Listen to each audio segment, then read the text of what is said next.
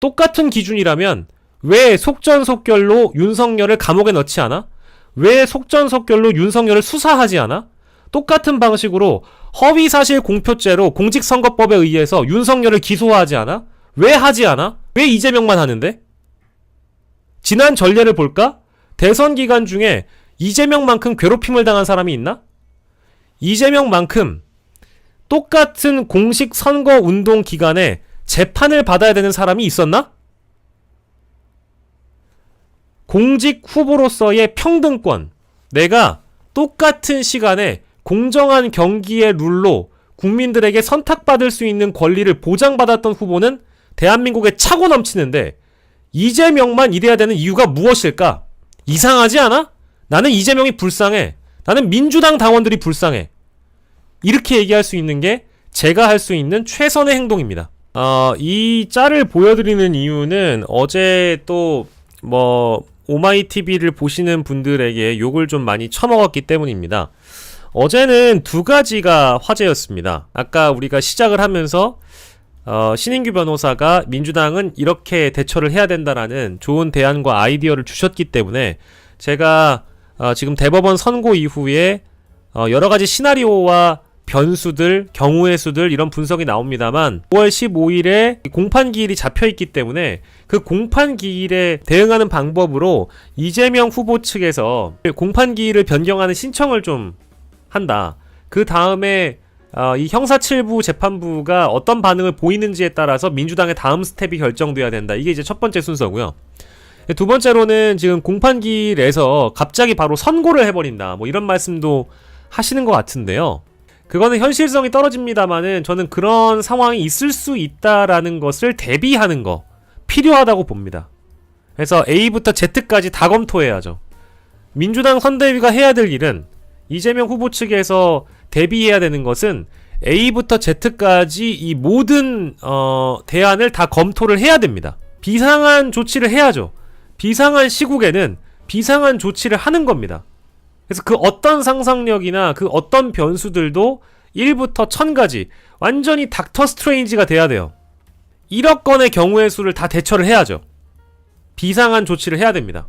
그거는 저는 그 마음만큼은 동의하고요. 자, 두 번째. 그러다 보니까 어제 이거는 제 방송이니까 편하게 얘기할게요. 여러분들이 오해하셔도 되고 나이브하다고 말씀해 주셔도 돼요. 저는 어제 그 여러 방송에서 법학전문대학원 교수님이나 어떤 방송 진행자께서 파기자판이 나오는 게 오히려 다행이다. 왜? 파기자판이 나오면 민주당은 후보를 교체할 여유라도 있다. 근데 파기환송이 됨으로 인해서 오히려 실제 공식 선거운동 기간 중에 이재명 후보를 날려버릴 가능성도 사법부가 가지고 있다. 그래서 플랜 B, C를 대비하기 위해서 무소속 예비 후보를 등록해둬야 되는 거 아니냐. 이런 질문이 어제 모 프로그램에서 나왔고 이 질문이 온갖 커뮤니티를 휩쓸었어요. 그래서 이 질문을 어제 오마이TV에서 했다가 욕을 개 바가지로 먹었습니다. 박영식 너 뭐냐? 사과해라. 후보 교체라니. 근데 이거는 후보 교체의 문제가 아니에요. 후보 교체의 문제가 아니고 사법부가 파기환송심을 때렸고 게다가 6월 3일 선거날 이전에 이재명 대선 후보의 후보직을 날려버리는 선택을 할 수 있는 거 아니냐. 그러니까 미리 공식 후보 등록 이전에 민주당의 예비 후보를 다른 사람으로 등록을 해놓는 게 어떠냐. 이런 질문이었어요. 그거를 저는 말도 안 되는 질문이라고 생각합니다. 우문, 비상식이라고 보죠. 하지만 이런 질문이 어떤 프로그램에서 나오고 이런 것들이 패널 사이에서 언급이 되고 커뮤니티에서 거론이 되는 것에 대해서는 저는 다들 한마음인 것 같아요. 마음이 불안하니까 당연히 그런 질문까지도 나오는 거죠. 그리고 정말 뭐랄까 A부터 Z까지 다 대비하는 심정으로 그런 것까지 해야 되나요? 라는 질문은 나올 수 있어요. 그런 질문을 하는 사람조차도 정상적인 대선 일정과 민주당의 경선이 합법적인 절차를 통해서 당심과 민심을 다 부여받아 이재명 후보가 선출됐음에도 불구하고 이런 불편한 가정과 상상을 하게 되는 것에 대해서 존중하고 그 질문조차도 일단 받아줄 관용이 좀 있다. 왜 그러느냐? 지금의 상황은 모두가 불안하기 때문이에요. 지금 방송 보시는 많은 분들도 모두가 불안하고 이런 질문을 가정에서 던지는 그 프로그램의 진행자도 불안했기 때문이에요.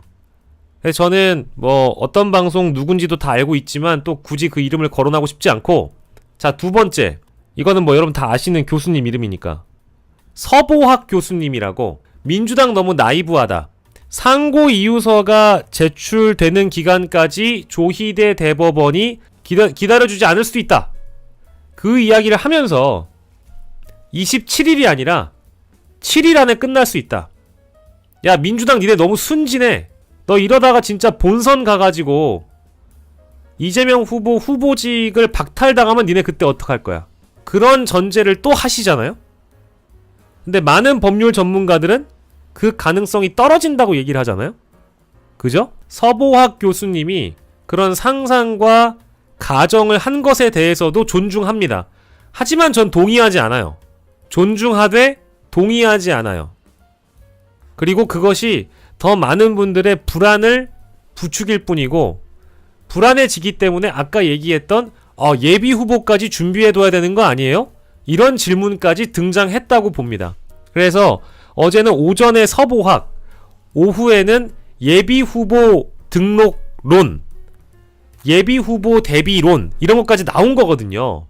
그만큼 지금 모든 분들이 불안하고 심각해 하신다는 거예요. 하지만 제가 이 짤을 보여드리는 이유는 그런 가정을 하시는 분들이나 그런 질문을 하시는 분들이나 그런 대답을 나이브하다고 또 하시는 분들이나 이런 사람들의 그 말씀은 다 불안해서 마음은 이렇게 되어 있는데 너무 불안하고 비상식적인 상황이 계속 나오는 거에 대해서 대비를 하자고 그런 질문을 던진 거라고 봅니다.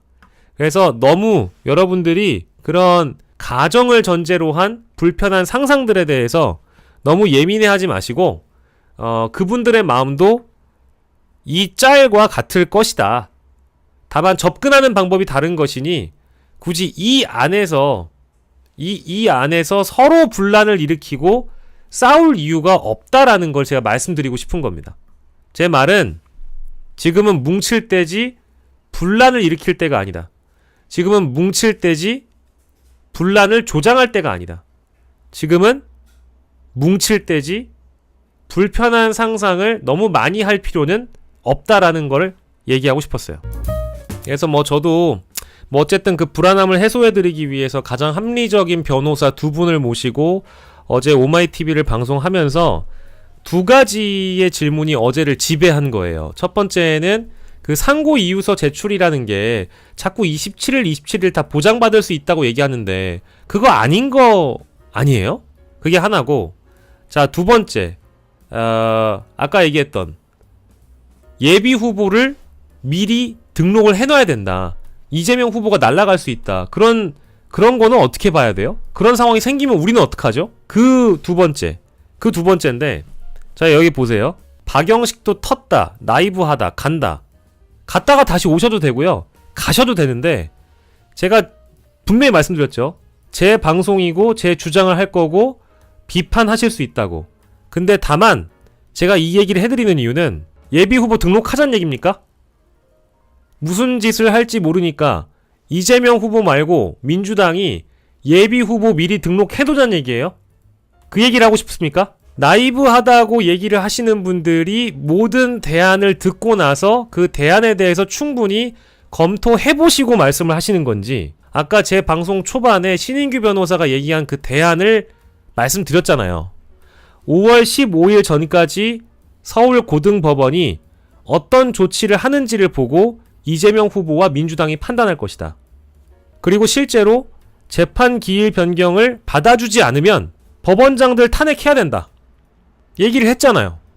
이런 이야기를 하는 거의 모든 전제는 민주당에서 이재명 후보 외에 경선이 끝났는데 예비 후보를 뭘 따로 등록하고 자시고의 말고를 따지는 것조차도 불편한 상황인데 그런 질문이 왜 등장했는지 그 본질을 보자는 얘기입니다. 그분들도 불안해서예요. 그분들도 이런 마음이겠지만 계속해서 어떤 대안을 제시했고 무엇을 얘기한다고 하더라도 나이브하다고 비판만 해서는 답이 안 나온다는 겁니다. 그 말씀을 드린 거고요. 그것도 늦다고 또 말씀하시니까 이 집단 지성의 제시를 해주시고 그 이야기를 또 같이 해봤으면 좋겠다는 겁니다. 이재명 후보 외에 다른 후보를 검토하자는 말씀이십니까? 그건 아니잖아요.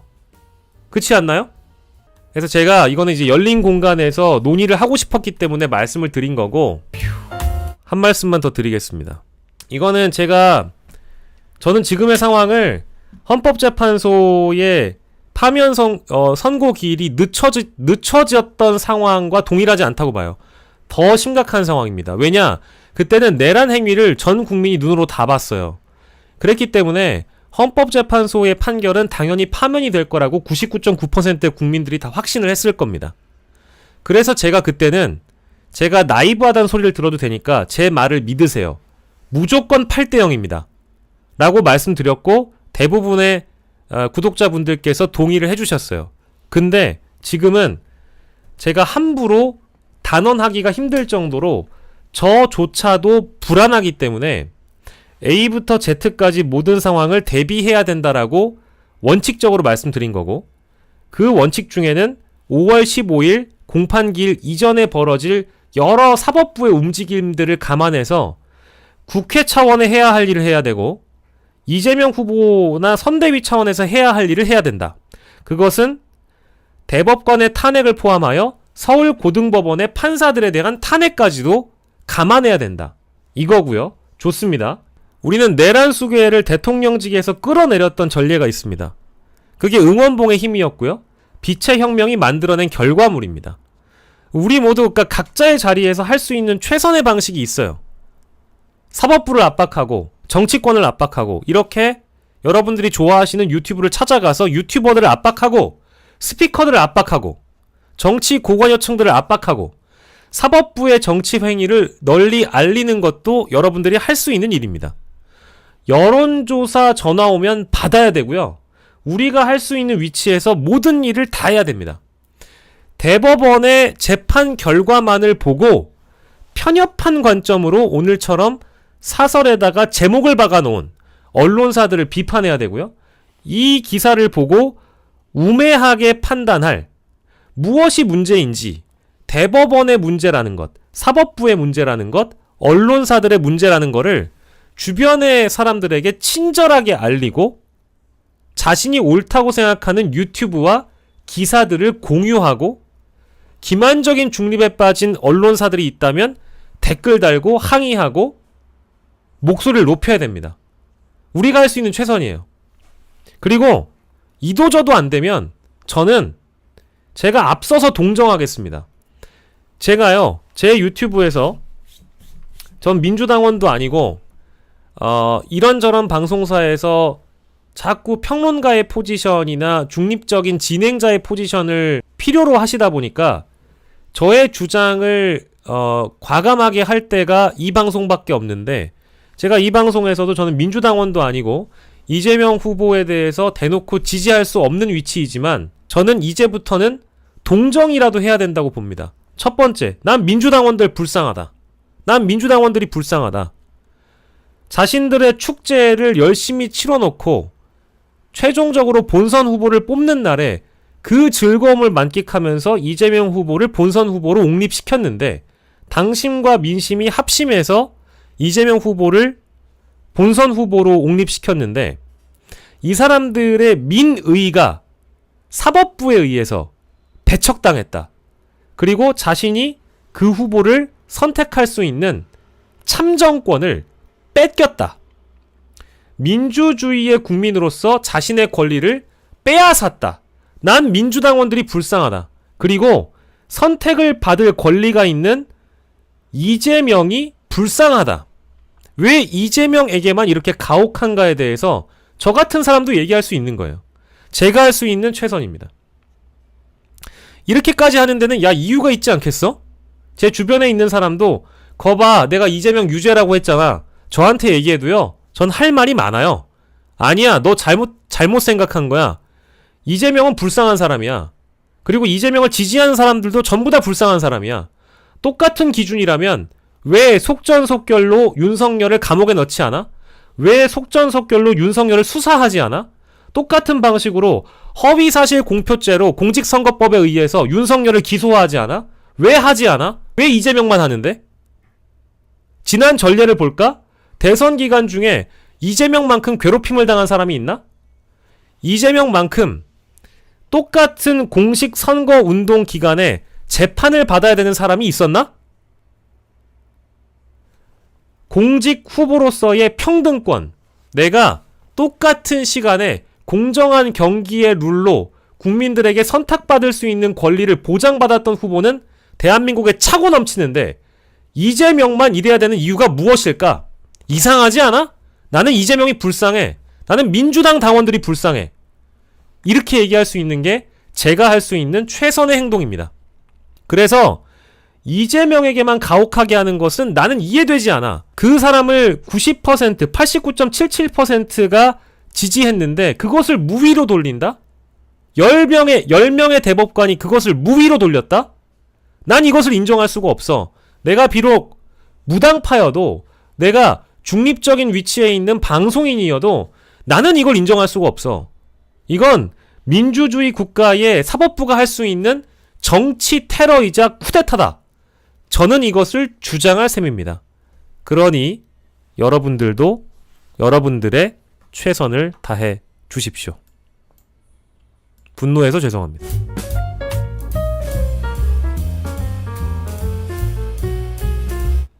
결국 국민의 삶을 결정하는 일은 정치가 하는 것도 사법부가 하는 것도 아닙니다.